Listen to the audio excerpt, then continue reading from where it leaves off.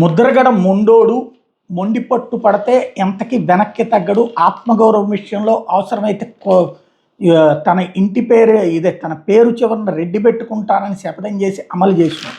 దాన్ని విమర్శించే వాళ్ళు ఉన్నారు. బట్ అలాంటి మొండోడు గొప్పోడు అనేవాళ్ళు ఉన్నారు. ఇప్పుడు వాళ్ళ అబ్బాయి గిరి తాజాగా కీలకమైన వ్యాఖ్యలు చేసుకొచ్చారు. ఏదైతే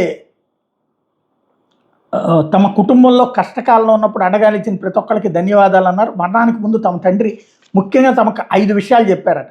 నా పార్థివ దేహాన్ని కాల్చొద్దు, 8 అడుగులు గోతిలో పొడ్చాలి, చిన్న రోజు పెద్ద రోజు చెయ్యొద్దు, నేను ఎక్కడికి వెళ్ళను, ఇక్కడే ఉంటాను, ఏ స్త్రీకైనా ఆమె భర్తే సర్వస్వం, భర్తను కోల్పోయిన మహిళ పుట్టెడు దుఃఖంలో ఉన్నప్పుడు గాజులు బొట్టు చెరిపేయడం ధర్మం కాదు, నా భార్యకు నాతోనే గాజులు పూలు బొట్టు రాలేదు, పుట్టుకతో వచ్చే, అందువల్ల నేను చనిపోయిన తర్వాత కూడా నా భార్య గౌరవం స్థాయి ఎప్పుడూ కాపాడాలి, నేను చనిపోయినా నా భార్య చనిపోయి నా రాజమండ్రి కుమార్తె బర్ల క్రాంతి గాలి కూడా నా ఇంటికి తగలకూడదు, ప్రభుత్వం నుండి ఏది ఆశించద్దు, చేయి జాచద్దు అని తండ్రి చెప్పారు అన్నట్టు. నిజంగా హ్యాట్స్ ఆఫ్ చెప్పాలి.